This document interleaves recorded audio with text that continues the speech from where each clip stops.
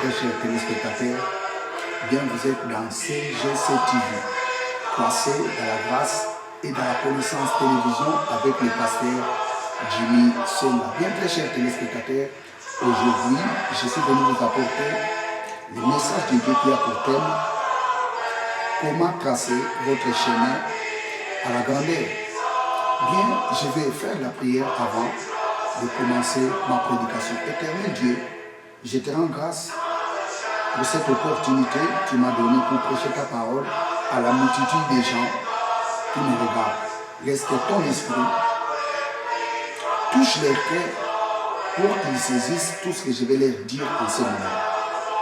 Je te rends toute la gloire, c'est toi qui es notre Dieu. Au nom de Jésus. Amen. Praise God. Alléluia. Comme je vous ai dit, très chers téléspectateurs, le thème de cette prédication est intitulé « Comment tracer votre chemin à la grandeur ». Alors, c'est quoi la grandeur? La grandeur est la qualité de celui qui est grand. C'est ça la grandeur. Alors, qui est grand? Vous savez, très chers téléspectateurs, le mot grand a des aspects. Le premier aspect, on peut être grand par rapport à l'âge. Et le deuxième aspect, on peut être grand en célébrité. C'est très important. Vous savez, très chers téléspectateurs, on peut être grand en âge, mais pas de célébrité. Mais on peut être petit en âge, grand en célébrité. C'est très important. Et quand quelqu'un qui est petit en âge devient célèbre, tu lui dois du respect. Pourquoi tu lui dois du respect? Parce qu'il est devenu grand en célébrité. Pas en âge, mais en célébrité. Tu lui dois les honneurs. C'est très important. Il ne faut pas dire, oh non, c'est mon petit frère, ou oh non, c'est ma petite sœur. Non. Tu dois enlever ça dans la tête. Tu lui dois du respect parce qu'il est devenu ou elle est devenue grand ou grande en célébrité. C'est très important. Donc, le mot grand a des aspects. Le premier aspect, c'est l'aspect de l'âge. Le deuxième aspect, c'est l'aspect de la célébrité. C'est très important. Praise God. Hallelujah. Vous savez, très chers téléspectateurs, rêver la grandeur, ce n'est pas un péché. Quand quelqu'un rêve la grandeur, il est dans la pensée de Dieu. Dieu veut que ses enfants deviennent grands sur la terre. Nous allons lire ça, c'est dans Genèse chapitre 12, verset 2. Genèse chapitre 12, verset 2. Genèse 12, verset 2. Je ferai de toi une grande nation et je te bénirai. Je rendrai ton nom grand. Je rendrai ton nom grand. D'une autre façon, je rendrai ton nom célèbre. Dieu veut que ses enfants soient célèbres. Si tu ne rêves pas la célébrité, il ne faut pas taxer ceux qui rêvent la célébrité comme des gens qui sont charnels. Non. Ne les taxe pas des charnels. Parce que quand quelqu'un rêve la célébrité, il est dans la pensée de Dieu. Parce que Dieu veut que ses enfants deviennent grands sur la terre. Nous allons dire encore un autre passage. C'est dans le livre de Samuel, deuxième livre de Samuel. Samuel chapitre 7. Deuxième livre de Samuel chapitre 7. Verset 9. Praise God. J'ai fait la lecture. J'ai été avec toi partout où tu as marché. J'ai exterminé tous tes ennemis devant toi et j'ai rendu ton nom grand comme les noms des grands qui sont sur la terre. Dieu rappelle à David ce qu'il lui a fait. Dieu dit à David, j'ai rendu ton nom grand comme les noms des grands qui sont sur la terre. Dieu a rendu les noms de David célèbres comme les gens qui sont célébrés sur la terre. Praise God, hallelujah. Donc rêver la grandeur, ce n'est pas un péché. Mais écoutez, très chers téléspectateurs, pourquoi Dieu élève ses enfants? Pourquoi Dieu amène ses enfants à la grandeur? Pourquoi? Dieu amène ses enfants à la grandeur pour qu'ils soient un repère pour les autres. C'est ça l'objectif. Dieu élève ses enfants pour que ses enfants servent les exemples pour les autres. C'est ça l'objectif. Aujourd'hui, si Dieu t'élève, il t'a élevé pour que tu sois un modèle pour les autres. Nous allons lire Ésaïe 51, verset 2. Ésaïe 51, verset 2. Praise God. Ésaïe 51, verset 2. Portez les regards sur Abraham, votre père, et sur Sarah, qui vous a enfanté. Car lui seul, je l'ai appelé, je l'ai béni et multiplié. Portez vos regards sur Abraham, votre père. Dieu dit à ses enfants de porter les regards sur Abraham, votre père.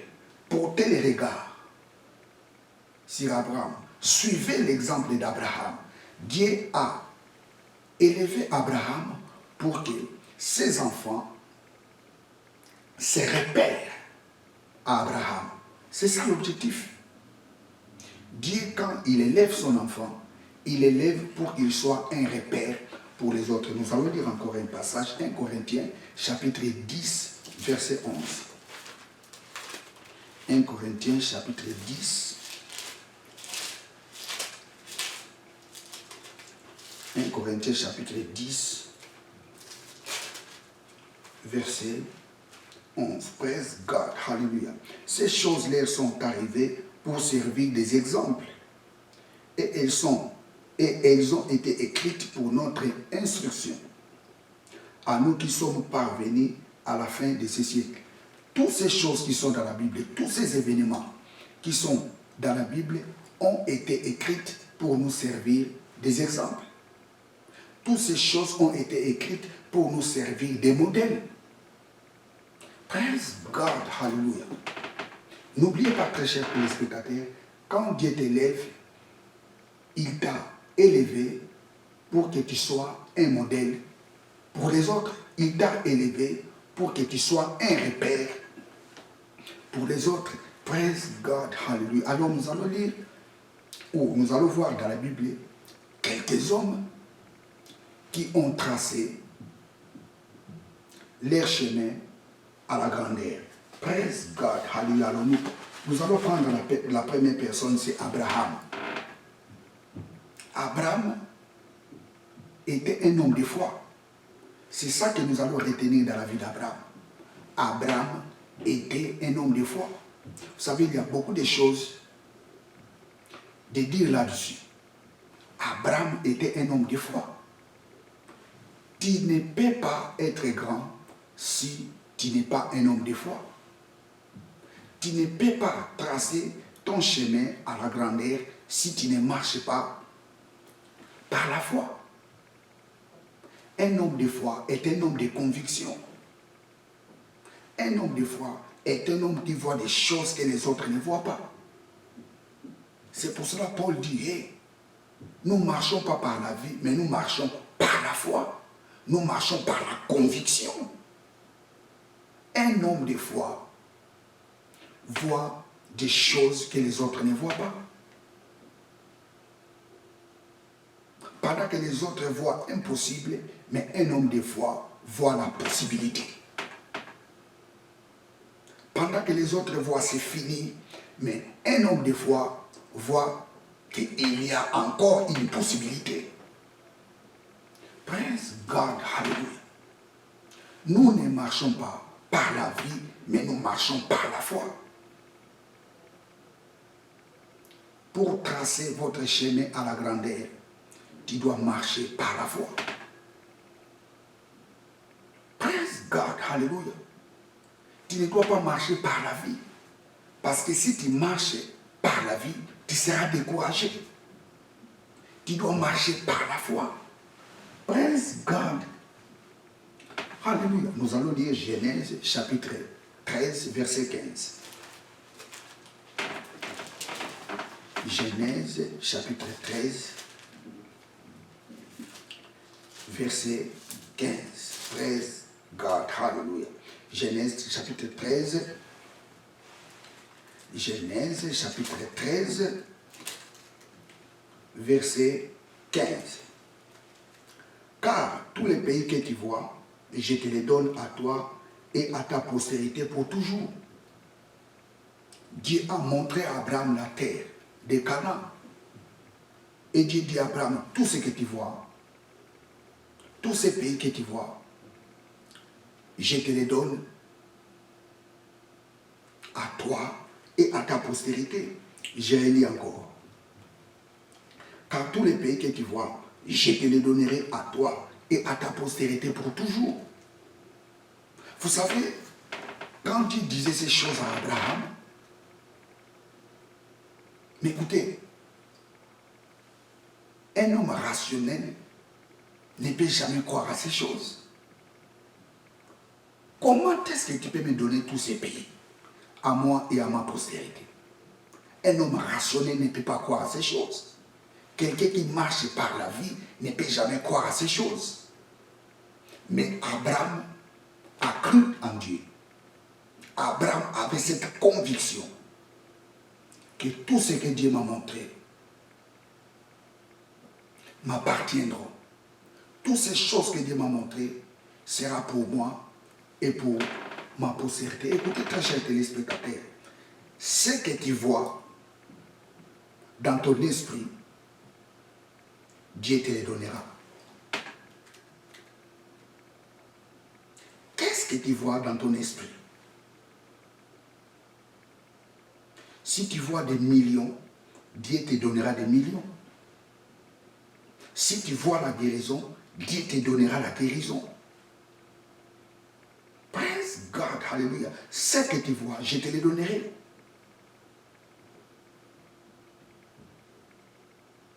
Si tu veux arriver à la grandeur, tu dois marcher par la foi. Ne marchez pas par la vie. En marchant par la vie, tu seras découragé. Quand tu verras des obstacles, tu seras découragé. Mais tu dois marcher par la foi. Abraham marchait par la foi. Et aujourd'hui, le monde entier parle de ce nom. Aujourd'hui, tout le monde parle du nom d'Abraham. Praise God, hallelujah. Comment tracer votre chemin à la grandeur? Pour tracer votre chemin à la grandeur, tu dois marcher par la foi. Il ne faut pas marcher par la vie. Écoutez, très chers téléspectateurs, je vais vous dire une chose. Vous savez,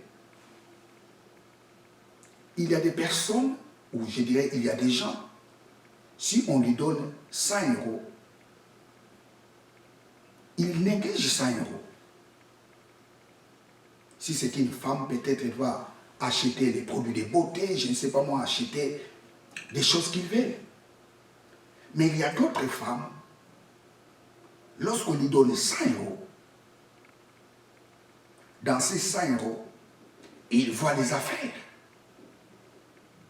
Dans ces 100 euros, il voit comment est-ce qu'il peut multiplier ces 100 euros pour que ces 100 euros deviennent des millions. Praise God, hallelujah. La force de voir. Ce que ton esprit voit, c'est là que Dieu te donnera.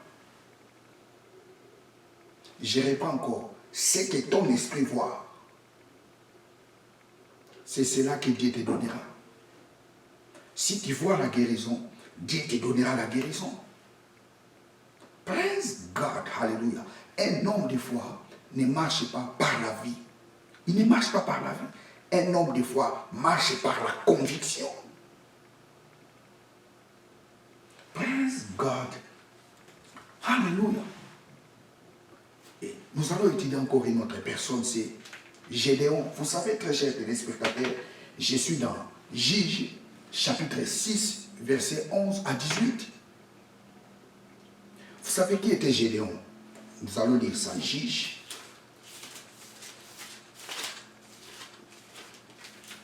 Praise God.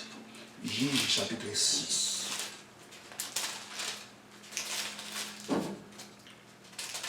Juge, chapitre 6, versets 11 à 18.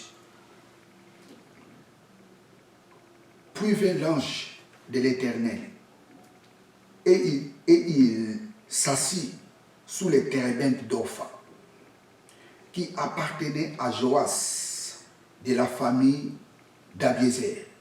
Gédéon, son fils, battait du froment au pressoir pour les mettre à l'abri des Madians. L'ange de l'Éternel lui apparut et lui dit, l'Éternel est avec toi, vaillant héros.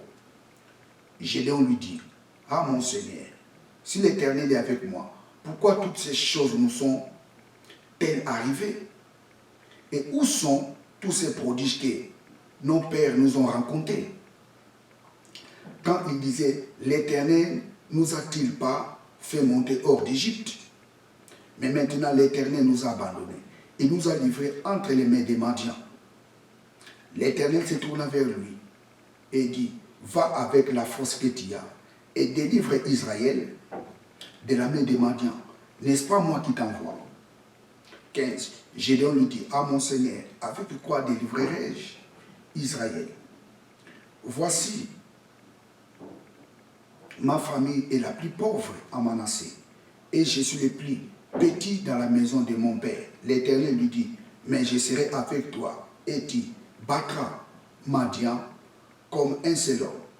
Gédéon lui dit, mais je serai... Gédéon lui dit, si je trouve grâce à tes yeux, donne-moi un signe pour montrer que c'est toi qui me parles. Ne t'éloigne point d'ici jusqu'à ce que je vienne auprès de toi, que j'apporte mon offrande et je la dépose devant toi. Et l'Éternel dit, je resterai jusqu'à ce que tu viennes. Vous savez, très chers téléspectateurs, ce que nous devons retenir dans la vie de Gédéon, Gédéon était un homme qui avait du sang-froid. Pendant que Israël était occupé par les Madianites, les gens restaient dans leur maison. Les gens grevaient de faim dans leur maison. Mais Gédéon quittait sa maison pour aller chercher de la nourriture pour les ramener à sa famille. Et Gédéon le faisait plusieurs fois. Les gens ne sortaient plus dans leur maison. Les gens se cachaient dans leur maison. Mais Gédéon avait le courage, Gédéon avait le bravoure d'aller chercher la nourriture pour les ramener à leur maison.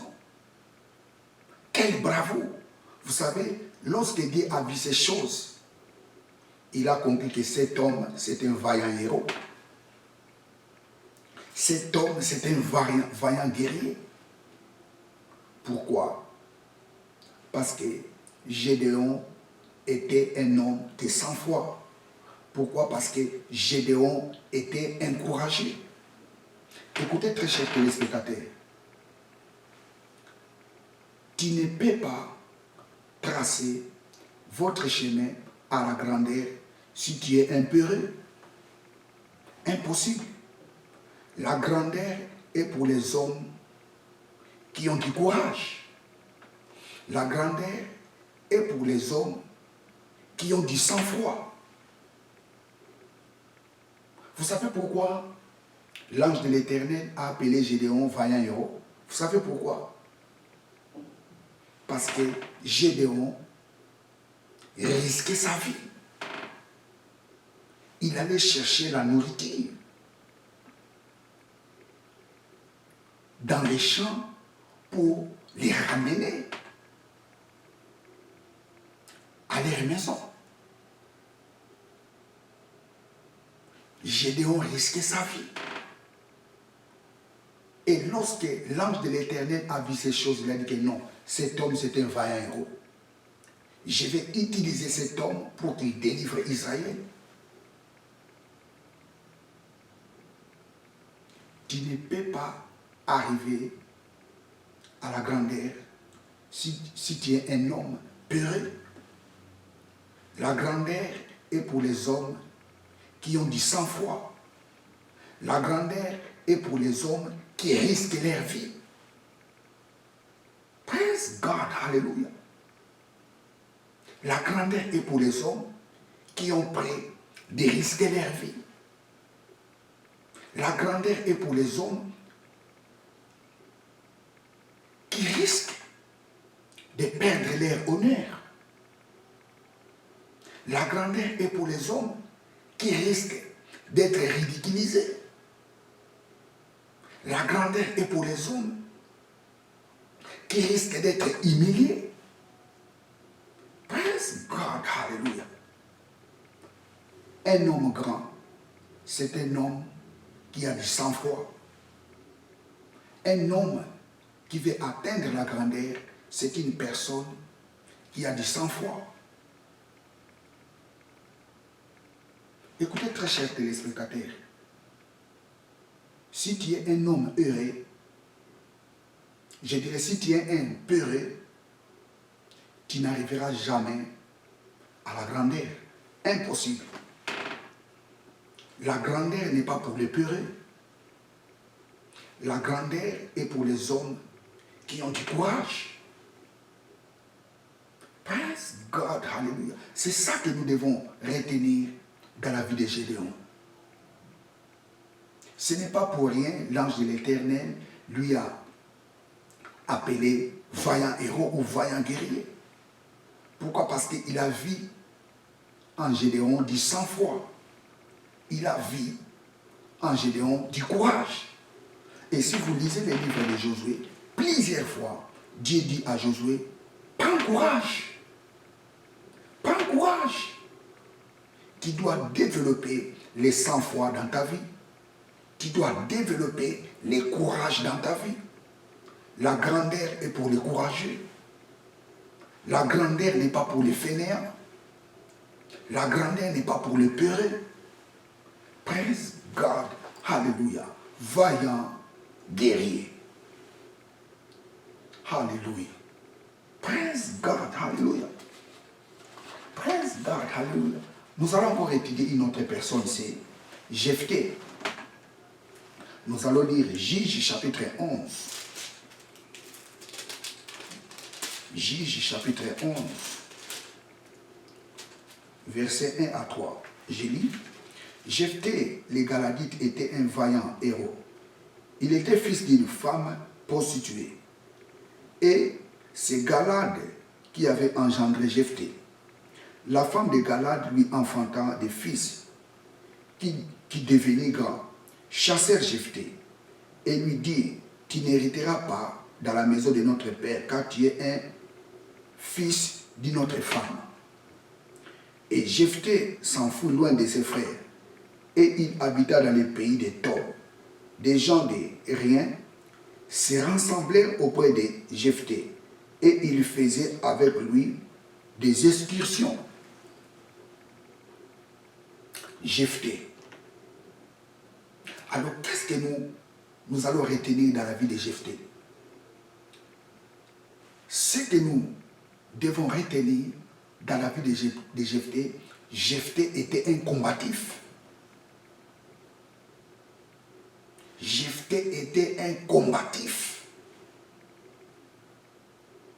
Jephthé était un garçon qui était né d'une femme illégitime. Et après la mort de son père, les enfants légitimes et la femme légitime ont chassé Jephthé. Mais si vous lisez ces passages au début, qu'est-ce qu'on dit? Jephthé le Galadite était un vaillant héros. Jephthé était un combatif. On a chassé Jephthé de la maison de son père. Mais si vous lisez l'histoire de Jephthé, Jephthé était retourné dans son pays et il était devenu juge. La combativité. Tu ne peux pas devenir grand si tu n'es pas un combatif. La grandeur n'est pas pour les fainéants. Si tu es fainéant, oublie la grandeur. Pour être grand, il faut être combatif. Pas un fainéant. Praise God, hallelujah. S'il faut se lever à 5 heures du matin pour aller au travail, il faut se lever à 5 heures. Si il faut se lever à 3 heures du matin pour aller au travail, il faut se lever à 3 heures du matin. La grandeur est pour les gens qui sont combatifs. Praise God, hallelujah. Les fainéants n'ont pas la place à la grandeur. La grandeur n'est pas pour les fainéants. Comment tracer votre vie à la grandeur? Pour tracer votre vie à la grandeur, il faut être un combatif. Un combattant. Pas un fainéant. Praise God, hallelujah. Dieu utilise des gens qui ont de la bravoure pour devenir grand. Si tu étais un fainéant, cesse d'être un fainéant. Développe la combativité. Développe la bravoure.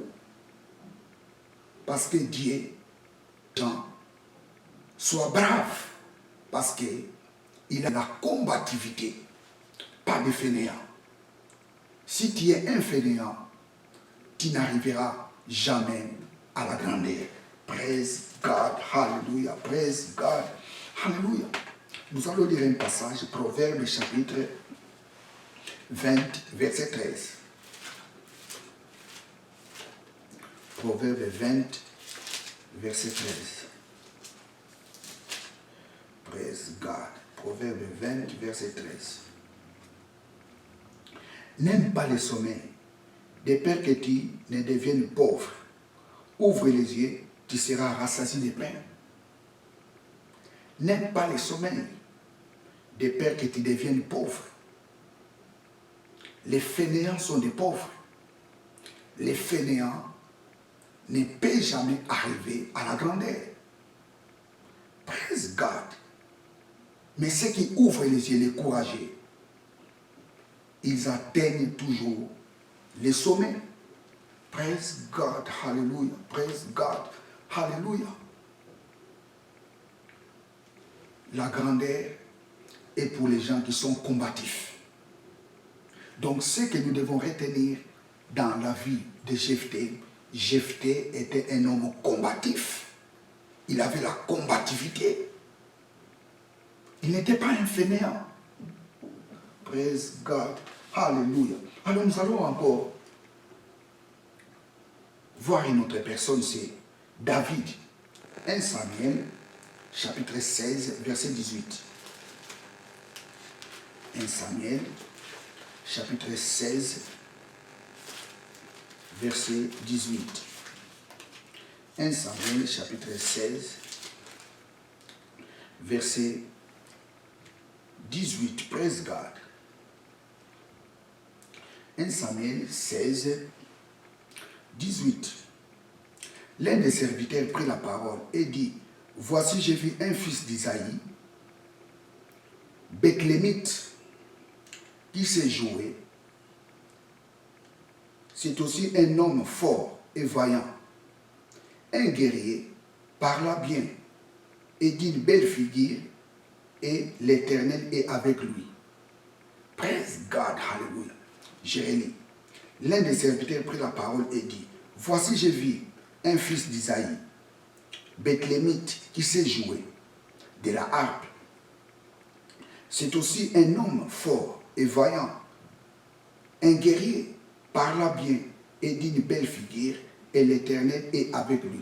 Vous savez, parmi toutes les qualités que David avait, il y a une qualité qui a. Vous savez, parler bien, ça signifie tout simplement avoir un langage de la douceur. Parler bien, ce n'est pas parler bien français, ou bien parler bien l'anglais, ou bien parler bien l'allemand. Non, ce n'est pas ça, parler bien. Parler bien, ça signifie quelqu'un qui a un langage doux. Parler bien, ça signifie quelqu'un qui a un langage qui ne blesse pas les gens. C'est ça, parler bien. Vous savez, très chers téléspectateurs, la grandeur est pour les gens qui parlent bien. La grandeur est pour les gens qui parlent bien. Je reprends, parler bien, ce n'est pas bien parler le français, oui. Il est important de savoir bien parler le français. Il est important de savoir bien parler l'anglais. Mais quand la Bible nous dit c'est un homme qui parlait bien, ça signifie c'est un homme qui avait un langage doux. C'est un homme qui savait placer chaque mot à sa place. C'est un homme qui n'avait pas les langages haineux. David parlait bien. Praise God, hallelujah. La grandeur est pour les gens qui parlent bien.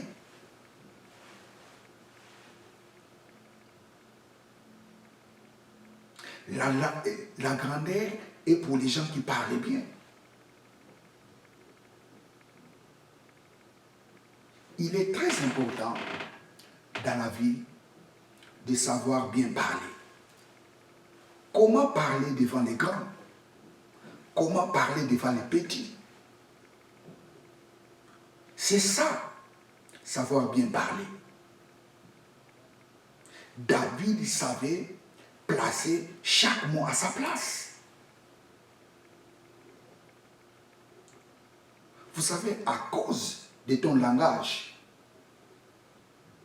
les portes peuvent être fermées devant toi. À cause de ton langage, les portes peuvent s'ouvrir devant toi. Alors, il est très important dans la vie d'avoir un bon langage. Il est très important dans la vie de savoir bien parler.